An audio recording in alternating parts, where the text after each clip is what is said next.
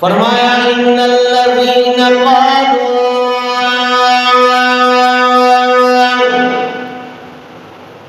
ثم استقاموا تتنزل عليهم الملائكة ألا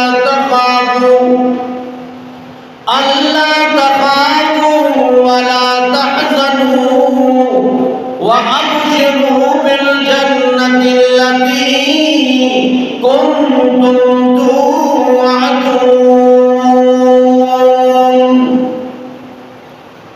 إن الذين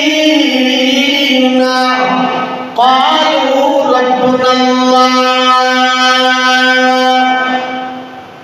وہ لوگ جن کا عقیدہ نظریہ یہ ہے کہ ہمارا رب اللہ ہے، ہمارا خالق اور مالک اللہ ہے، ہماری بگڑیوں کو بنانے والا اللہ ہے، ہمارے نفع نقصان کا مالک اللہ ہے، اور پھر ثم استقاموا،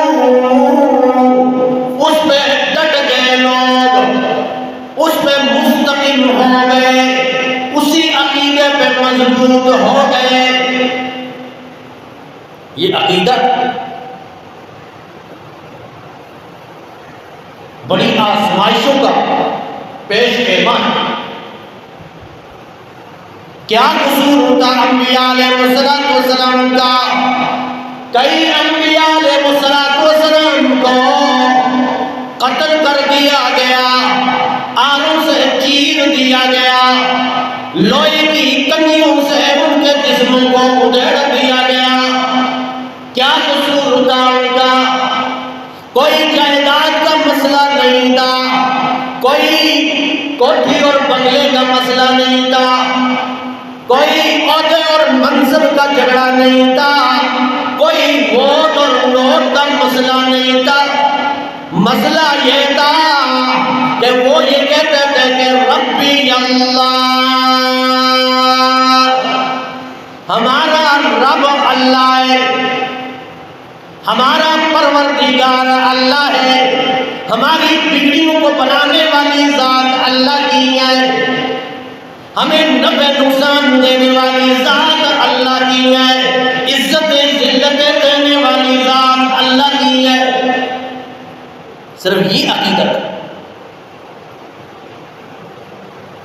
اور سورہ بروج میں فرمایا وَمَا نَقَمُوا مِنْهُمْ إِلَّا أَن يُؤْمِنُوا بِاللَّهِ الْعَزِيزِ الْحَمِيدِ۔ کیا قصور تھا ان لوگوں کا؟ 12,000 بندہ جلتے ہوئے تیل میں ڈال دیا گیا، جلتے ہوئے تیل میں۔ اصحاب الاخدود کہتی ہیں وہ لوگ جو جلائی آگ تھی، جلتی آگ ہے اور اس پہ تیل ابل رہا ہے۔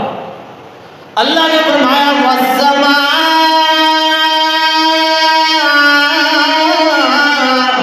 ذَاتِ الْبُرُوجِ، قسم ہے مجھے اس آسمان کی جو برجوں والا ہے۔ بعض نے مانا کیا کہ وہ قلعوں والا ہے، بعض نے مانا کیا وہ ستاروں والا ہے۔ وہ آسمان کی قسم ہے جو ستاروں والا ہے، ستارے ہی ستارے۔ پھر مانا کیا وَالسَّمَاءِ ذَاتِ الْبُرُوجِ، قسم ہے اس آسمان کی جس میں ایک ایسا مکان ہے، ایک مکان ہے۔ نبی مہربان صلی اللہ علیہ وسلم نے فرمایا یہ جو مجھے معراج کروائی گئی، آسمانوں پہ لے جایا گیا، 7 آسمان پہ جب مکان ہے سفید رنگ کا مکان. یہ وہ مکان ہے جس پہ مومن مسلمان کی روحوں کو وہاں پہ رکھا جاتا ہے. مومن مسلمان کی روحیں جب فوت ہوتی ہیں ان کو نکال کر اس سفید رنگ کے مکان میں ڈالا جاتا ہے، ساتوں آسمان سے اوپر. تو والسماء ذات البروج، فرمایا قسم ہے اس آسمان کی جس پہ وہ سفید رنگ کا مکان ہے. اور پھر فرمایا والسماء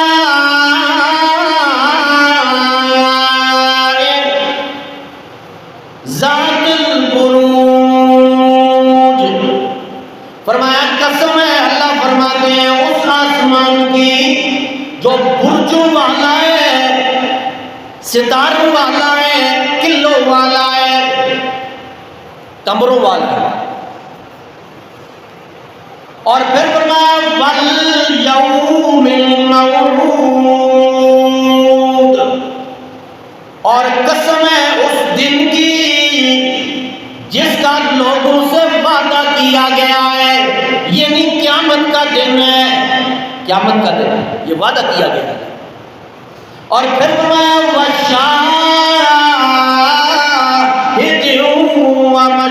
ومشہود، فرمایا قسم ہے اس دن کی جس دن لوگوں کو جمع کیا جائے گا، حاضر کیا جائے گا.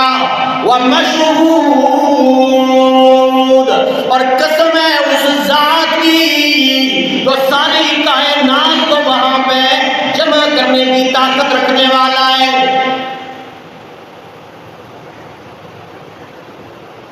پھر فرمایا قتل اصحاب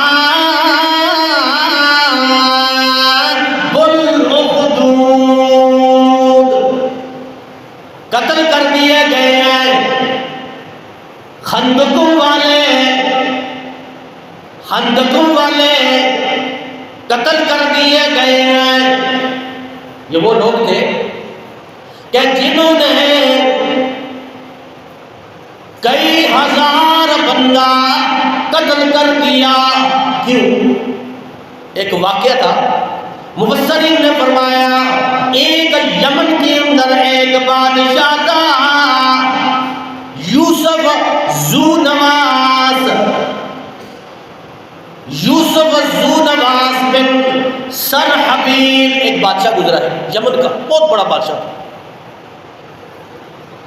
اس بادشاہ کا ایک جادوگر تھا، اور وہ جادوگر کمزور ہو گیا، ضعیف ہو گیا.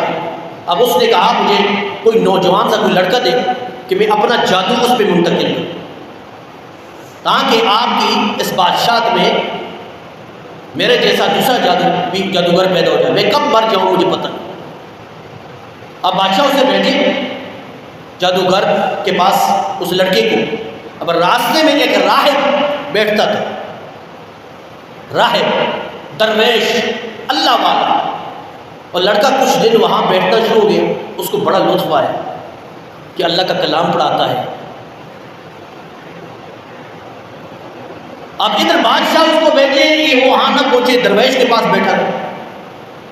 ایک دن آزمائش یہ ہوئی کہ لڑکا جا رہا تھا، ایک راستے میں ایک بڑا جانور کھڑا تھا، لوگ بڑے پریشان تھے. اب اس نے آزمائش کا ارادہ کیا کہ اللہ جادوگروں یا درویش میں سے کون سا حق ہے؟ اگر درویش حق ہے، صحیح ہے، صحیح راستے پہ ہے،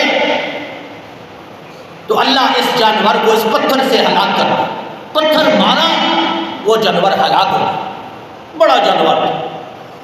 اب اس کا یقین اور پختہ ہو. بادشاہ کی طرف پیغام پہنچا جادوگر نے کہ وہ بچہ تو نہیں آتا. بادشاہ کو پتہ چلا درویش کے پاس بیٹھتا ہے. منع کیا، ایک دفعہ، دو دفعہ، حتیٰ کہ قید کر لیا اور حتیٰ کہ تکلیفیں دی، مارنا شروع کیا. کہا اسے قتل کر دو، قتل کا ارادہ کیا.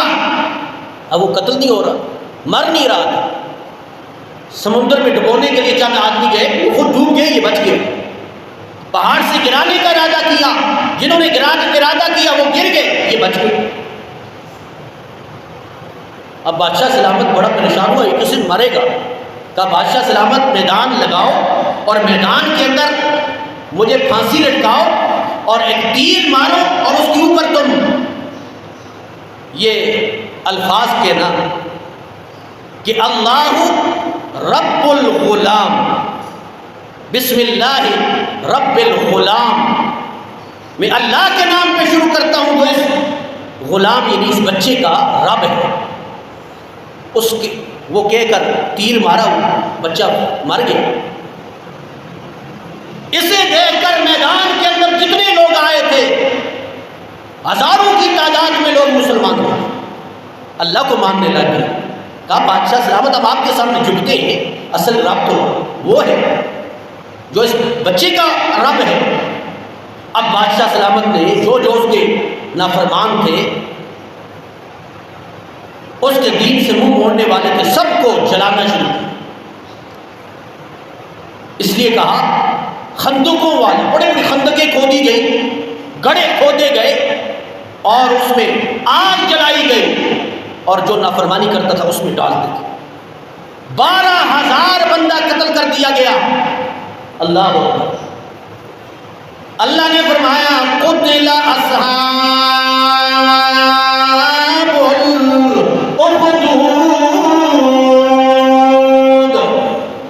مارے گئے وہ خندقوں والے، وہ ظالم مارے گئے۔